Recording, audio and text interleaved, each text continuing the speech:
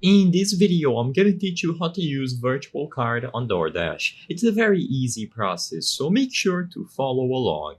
In this video, I'm gonna cover two things: how you can use a virtual card to order something on DoorDash, or how to access your DoorDash virtual card if you use Dasher Direct.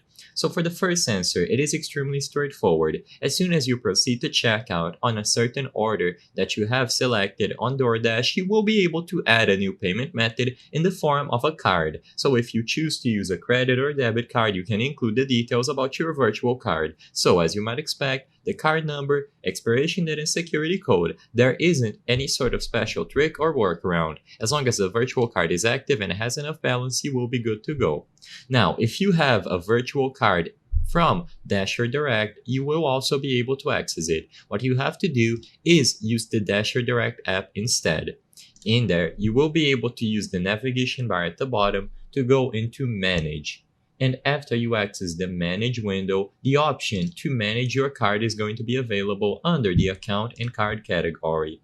By going over to Manage Card, you will then be able to see details about your card and the option to view your virtual card.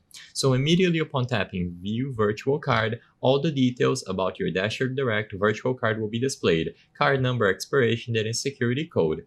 I won't be able to show this on screen because of that information, but this is all you have to do.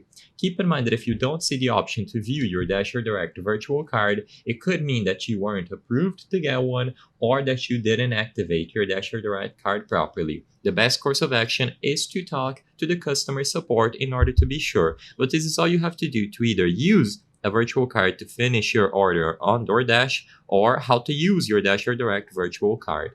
I hope I was able to help you on how to use virtual card on DoorDash. If this video helped you, please be sure to leave a like and subscribe for more very easy tips. Thank you for watching.